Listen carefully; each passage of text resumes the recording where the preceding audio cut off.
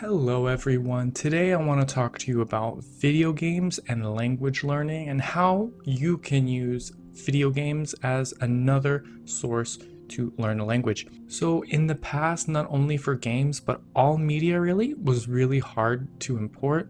For example, if you bought a VHS tape in Germany, it probably would not play on your American VCR. If you bought a DVD in Japan, it's probably not going to work on a British DVD player. And also for video games, if you bought a video game in Japan, it might not work on your video game system. And maybe in the days of cartridges, it might not even fit in your video game system. So this continued into the days of disc-based video games. There were ways around this regional exclusivity, but usually those methods were expensive, or maybe they voided your warranty. For example, when I was younger, I remember I really wanted to import this Japanese game that only was sold in Japan, but I had an American PS2. So I was planning to buy this Swap Magic, is what it was called, and you had to pull out the disc tray while the machine was on, and you could break the PS2 if you did it wrong. I don't know too much about the old tech, but I think the regional exclusivity probably had some sort of logic to it. I think it had something to do with the electrical grids of the countries and the refresh rate of the videos, but I don't know anything about tech. I think that's what it was. So these days, in the last 10 years, this kind of thing died down for the most part. There's a few reasons for this. For one, tech is more sophisticated these days, so it can handle refresh rates of different countries, different styles of putting a frame on the screen. Another reason is that because information these days is almost entirely digital, it doesn't really make sense to differentiate between a German gigabyte and a Russian gigabyte and a Chinese gigabyte. Maybe that made a little bit more sense in the days of like physical cassette tapes, but these days it's hard to excuse that. Also, I think the internet and social media really contributed to some people's like FOMO of seeing things released in other countries but never released in their own. Because entertainment companies were controlling what is released where, they were losing out on some money for things that people were willing to pay for. So in turn, consumers really turned to a lot of pirating, especially in the 2000s. So with time, it just made less financial and technological sense to just continue region locking technology. These days, I think the issue has died down quite a bit. And also these days, it's totally easy to watch a film in your native language dubbed in another language or subtitled in another language as well. As you all know, still these days some things are geo-blocked. So you might need a VPN to access things in other countries. And I don't think this is going away anytime soon because it has something to do with exclusivity contracts. The same trend is true for video games. So today I'm going to go over some methods that I have to access video games in foreign languages, but I can only talk about things that I do have access to, so unfortunately I can't really say anything about Xbox. Also, because I am talking about technology inherently, this video will become obsolete very soon. Maybe in the next 5 years this video will be completely wrong. First thing I want to talk about is playing foreign video games on the Nintendo Switch. The Switch is so user-friendly when it comes to learning languages. There are just very few restrictions in terms of language choices on the Switch. If you go to your console settings, you scroll all the way down, you can change your console language down there, and for the most part, most of your games will switch to that language. However, not all games have that language available. So you might change your console to Russian, but maybe this particular game you are playing does not have a Russian translation. Checking which language your video game in is actually super easy. You're gonna go to the eShop, look up that particular game, you're gonna scroll down where there's the file size, and right there you're gonna see all the languages that your copy of the game can be played in. You are allowed to go into the console settings, switch your console into any of those languages and that game will play in that language. There are some games, however, that will not change this way, and instead you're going to have to manually go into the game and change it within the menus of the game itself. I really like those games, especially because usually the voice is usually independent from the subtitles or the UI text. Still, nonetheless, Nintendo is a Japanese company and a lot of the third parties making content for the Switch are Japanese. So there are quite a few Japanese exclusive games. There aren't very many American exclusive or European exclusives. If you do want to access those Japanese exclusive games, you're going to have to create a new Nintendo Network ID. The problem is that only one Switch can have one Nintendo Network ID. So it works if you have multiple Switches, but not many people want to spend a few $100s just to play a few Japanese exclusive games. However, the good news is if you do import a game from another country, the cartridges themselves are never region locked. So you can just buy that Japanese game online, import the cartridge, and it'll play on your American Switch. So really the only thing that's kind of hard to access is the digital exclusive games on the Japanese store, unless you have another Switch that you can make a Japanese Nintendo Network ID. Overall, I think Nintendo has really streamlined video game language switching in a way that I haven't seen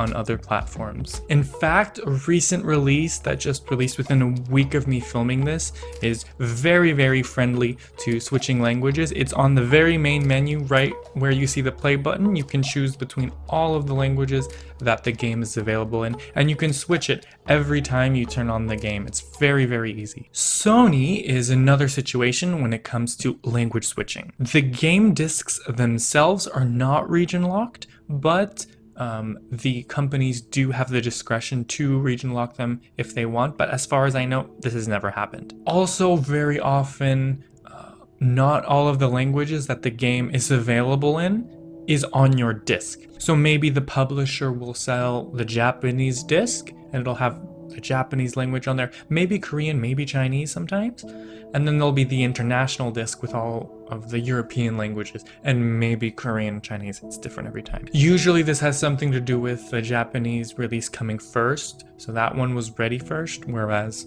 the other ones were not. So with the PlayStation, it's really like a patchwork of whether your game is friendly to your language. Sometimes the language can be patched in, sometimes the language has subtitles but doesn't have a dub, sometimes you have to change the language settings from the console settings, sometimes you have to change it within the game itself. So PlayStation really is irregular with how you access different language content. One very positive thing about PlayStation is that you can make a PSN account in any region and you can switch to that on the fly very easily.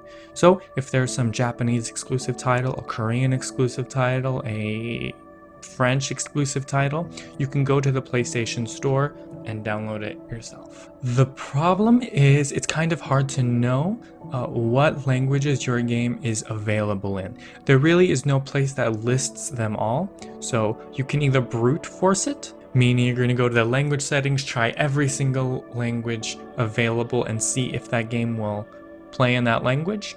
And there are very many languages. Most of them don't have translations. For example, I haven't really seen any Czech games, any Danish games, but you can switch your PlayStation to be in those languages. Another thing you can do to check the language settings of your game is to go to playasia.com. This is not sponsored. That's a website where you can import games from any country. It's not only for Asia. You can import American games if you're not in America, or European games if you're not in Europe.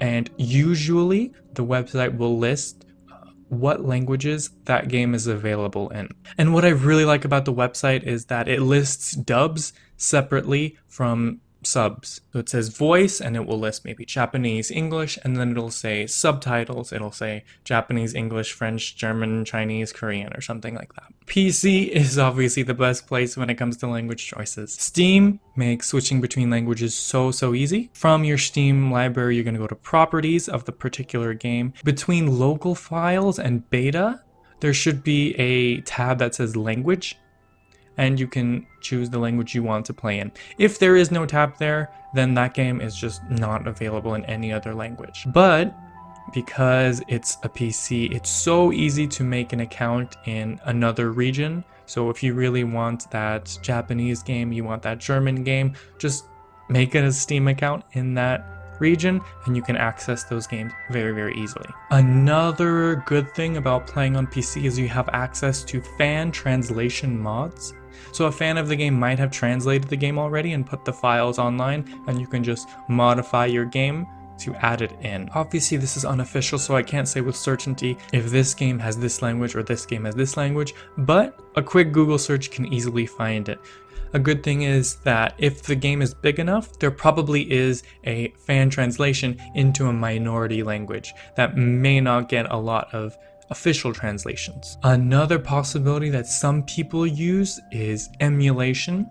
I do have to say that I don't endorse piracy, and you shouldn't pirate games. If you do own a game, however, you are allowed legally to emulate that game on your PC. This is especially good for old games that might not have modern releases, and this is good for games from the old days where region locking was more strict. And just like modding modern games, a lot of fan translations of old retro games do exist very easily. So you could, for example, find Pokemon Fire Red in Turkish. So what should you consider when using video games as a language learning resource? First, you have to consider what you want. Do you want a more passive learning, or do you want something more active, more writing in a notebook, stopping every time you don't understand? This will completely depend based on your choice of game. Video games are special because a lot of information can be given without language, just by visual cues,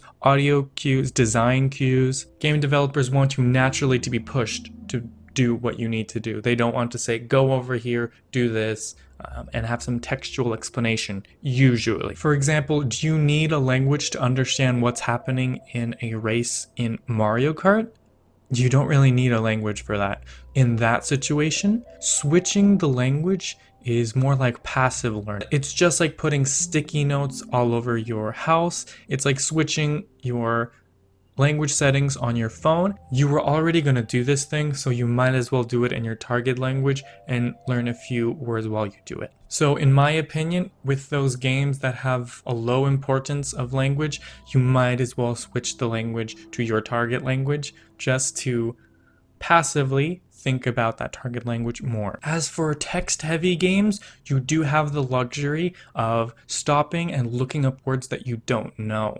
So it is very similar to movies. You'll have natural expressions in there that they will normally use in everyday speech. So you're going to get a lot of the casual language when maybe characters are talking to each other, but you'll also get a lot of formal language in the formal instructions or the UI or something like that. One advantage to video games that movies and books don't really have is the immersion. It's one thing to see the context of an expression in a book or a movie. I'm not saying that's bad at all, but it's another thing if you accomplish something pretty difficult and a character tells you, you did it, in the target language, because you are emotionally attached to that situation. It's not reading a dialogue and see how people respond to that. It's actually feeling the situation and getting the expression that goes along with it. For example, I saw the expression in German, du hast es geschafft, so many times as I've been learning German, and I see the translation, like, okay, I get it, okay, that's the translation, but it never clicked for me until I accomplished this roller coaster mini game in Super Mario Sunshine, and the little funky little dude told me, oh, du hast es geschafft, and I'm like, oh, that's the situation, you'll use that. So it's a great way to understand from context, but even for me in movies and music and books, the context doesn't click as well as it does with a video game, in my opinion. On top of that, video games give you the choice of being as mentally engaged or mentally absent as you want. So you can play the most mindless game ever and just casually see your target language. You might as well, because you're not paying attention too much. Or you can really buckle down, take notes, for every single word you don't know for a video game that's very textual. So you can play a very simple game for hours in your target language and not realize it's been hours, or you can play something very intense for a short amount of time and it's just like watching a movie or a TV show. Ultimately, I'm making this video to promote video games as a language learning resource. Of course, I don't recommend people play video games as a language resource if they aren't already interested, but I do want to uncover to those of you that do like video games that it is pretty simple to switch between languages and the benefits are good. Just like listening to music, just like watching movies, you might as well. So this is just like any other form of entertainment like books, music, TV, and it can be a very good tool for those of us that want to take advantage of them. I can't really recommend what to do once you have the video game. You can write down everything, you can passively learn from context, whatever you really want is okay. It completely depends on your learning style, but I can recommend to you how to switch between languages, what games to choose for learning, and so on. The point is to have fun while learning a foreign language. So with that, I thank you for watching. Happy gaming and happy language learning.